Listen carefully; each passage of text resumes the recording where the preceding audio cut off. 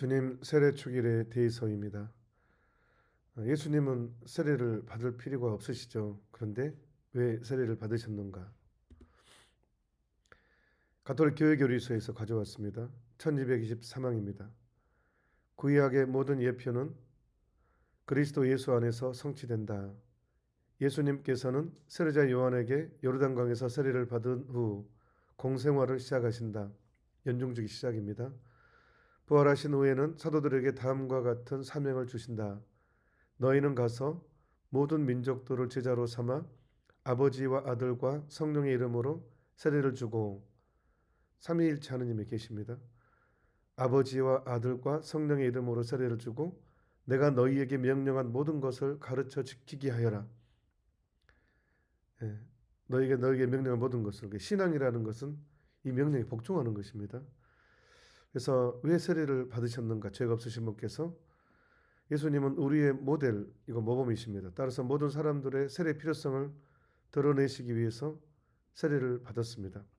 그래서 1223항의 첫 줄, 구약의 모든 예표는 그리스도 예수 안에서 성취된다. 구약 성서는 예수님에 관한 예표고, 신약 성서는 예수님 자신에 대해서. 그러니까 구약은 예수님이 올 것이다, 올 것이다, 올 것이다 이야기고, 신약은 예수님에 관한 이야기라는 것입니다. 자, 1224항입니다.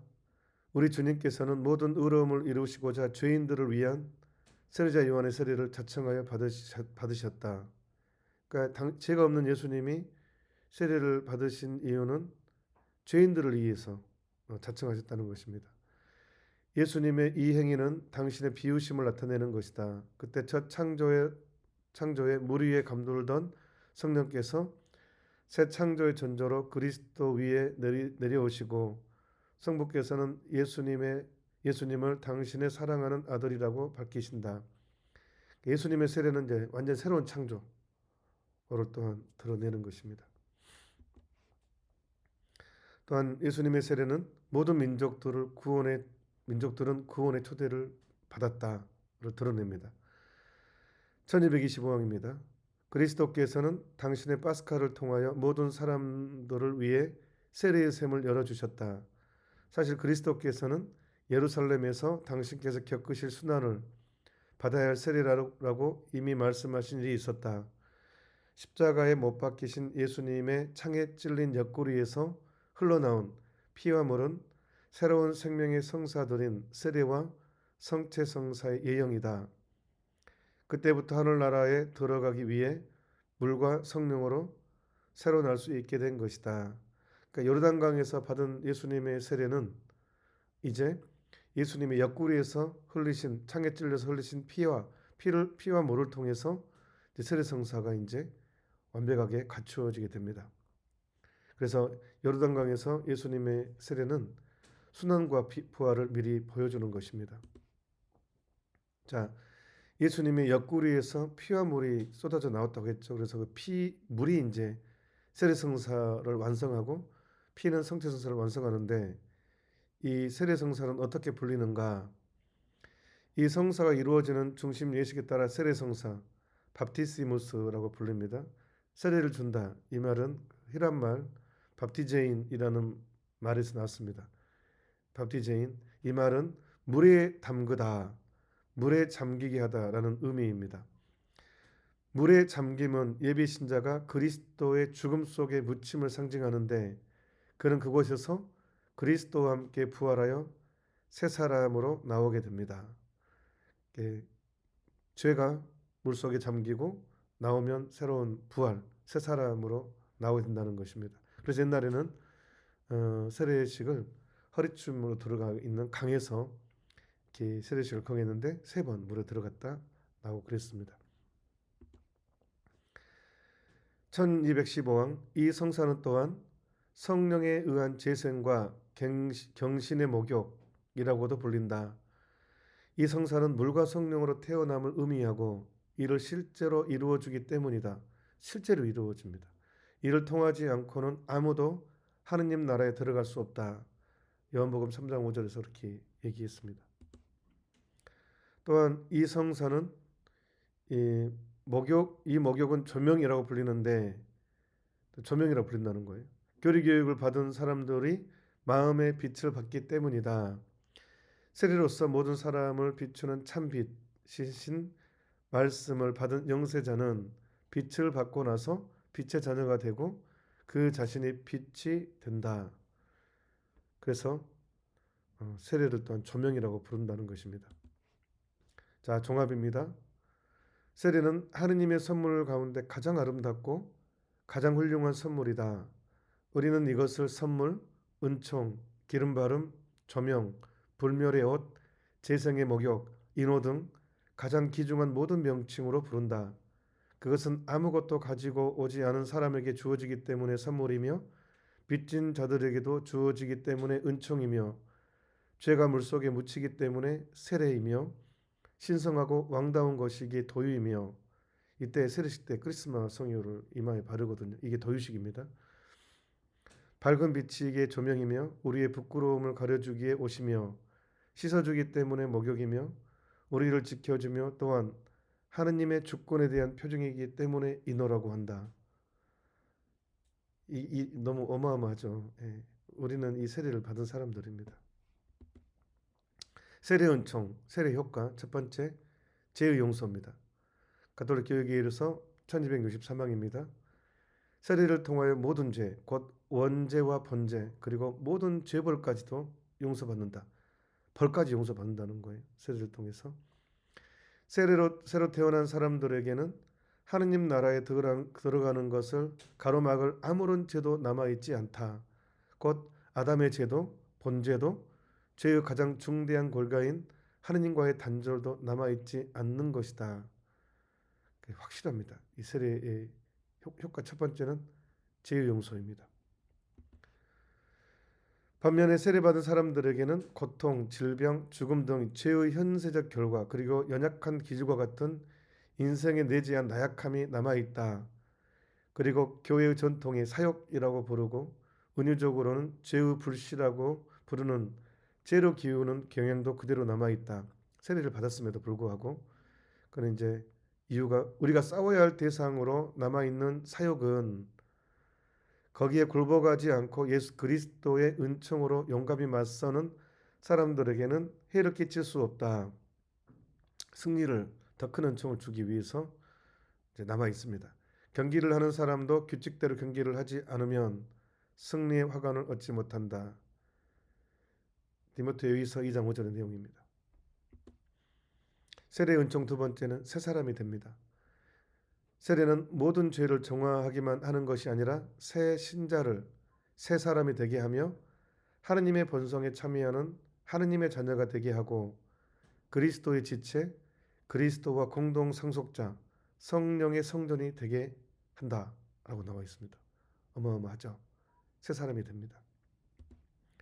1266항 지극히 거룩하신 삼위께서는 세례받은 사람에게 성화하는 은총 곧 우화하는 은총을 주신다.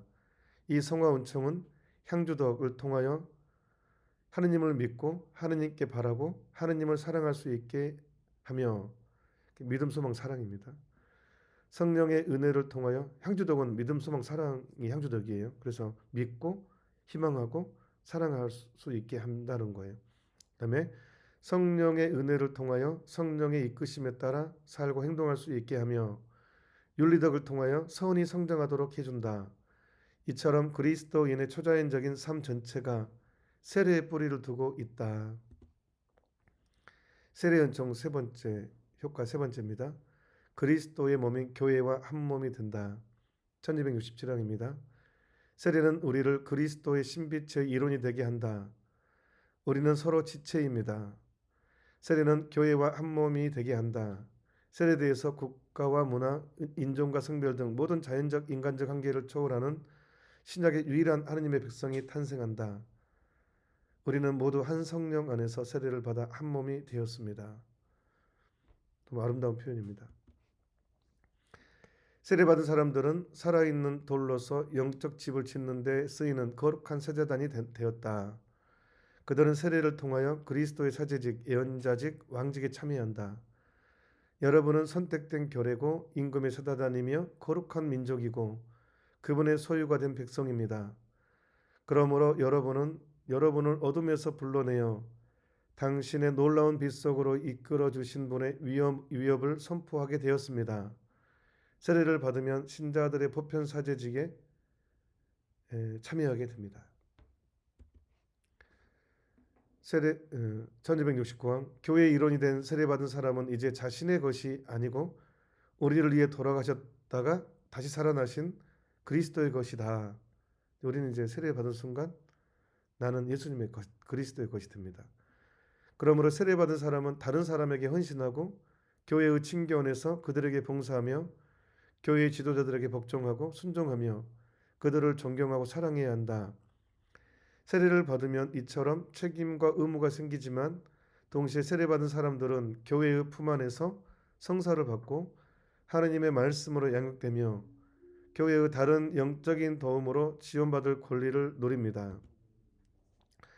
세례요한 1270방 보면 세례받은 사람은 하느님의 자녀로 다시 태어나 교회를 통하여 하느님께 받은 신앙을 사람들 앞에서 고백하려고 힘쓰고 하느님 백성의 사도적 선교적 활동에 참여해야 한다라고 나와 있습니다. 그러니까 이제 세례받은 사람은 삶이 나를 위해 이제 쓰지 말고 다른 사람을 위해서 사용해야 한다는 것입니다. 세례 은총 네 번째입니다. 그리스도인들을 일치시키는 성사적 유대로 묶어진다. 일치의 은총을 받게 됩니다. 1271항입니다. 세례는 아직 가톨릭 교회와 완전히 일치하지 못한 그리스도인들을 포함하여 모든 그리스도인들이 이루는 일치의 기초가 된다. 그리스도를 믿고 올바로 세례를 받은 이들은 비록 완전하지는 않더라도 어느 정도 가톨릭 교회와 친교를 이루고 있는 것이다. 세례 때 믿음으로 의화된 그들은 그리스도와 한 몸을 이루고 마땅히 그리스도인이라는 이름을 가지며 가톨릭 교회의 자녀들은 그들을 당연히 주님 안에 형제로 인정한다. 그러므로 세례를 통하여 새로 태어난 모든 사람을 묶어주는 일치의 성사적 끈이다. 또한 세례를 받으면 얻어지는 은총과 효과 다섯 번째, 지워지지 않는 영적 표지를 받게 됩니다. 1272항입니다. 세례로서 그리스도와 한 몸이 된 이들은 그리스도와 같은 모습을 지니게 된다. 세례는 그리스도인이 그리스도께 속해 있음을 나타내는 지워지지 않는 영적인 표지 인호를 새겨준다. 비록 죄 때문에 세례가 구원의 열매를 맺지 못하는 경우라 하더라도 이 표지는 그 어떠한 죄로도 지워지지 않는다. 한 번 받은 세례는 다시 받을 수 없다. 인호가 완전히 새겨졌기 때문에 유효하다는 거예요. 어떤 경우에도. 신자들은 세례를 통하여 교회에 합체되어 그리스도교의 예배를 드릴 수 있는 인호를 받았다. 세례의 인호는 그리스도인들이 교회의 거룩한 전례에 활기 있게 참여하여 하느님을 섬기며 거룩한 삶을 증언하고 극기와 사랑을 실천함으로써 세례에 의한 그들의 사제직을 수행할 수 있게 하며 이를 촉구한다. 주님의 인호는 성령께서 속량의 날을 위하여 우리에게 찍어 놓으신 표지이다. 너무 소중한 표현입니다. 과연 세례는 영원한 생명의 보증이다. 세례는 진짜 영원한 생명의 보증입니다. 이거를 가볍게 생각하면 안 됩니다. 지금은 종교다원주의 때문에 너도 옳고 나도 옳고 하는데 그거 잘못됐습니다. 과연 세례는 영원한 생명의 보증이다. 끝까지 인호를 간직한 곧 자신이 받은 세례가 요구하는 것에 충실한 신자는 신앙의 보람을 지니고 세례 때 고백한 그 신앙을 보존하고 신앙의 완성인 지복직관을 바라면서 부활에 대한 희망 속에서 이 세상을 떠날 수 있을 것이다. 너무 아름다운 표현입니다. 정리합니다. 따라서 예수님의 세례는 너도 옳고 나도 옳고 하는 종교다원주의를 거부합니다. 요한복음 14장 6절입니다. 나는 길이요 진리요 생명이다. 나를 거치지 않고서는 아무도 아버지께 갈 수 없다. 불교 스님이든 불교 신자든 이슬람 신자든 유대교 신자든 지도자든 구원받으려면 예수 그리스도를 통해야 합니다. 들어주셔서 감사합니다. 아멘.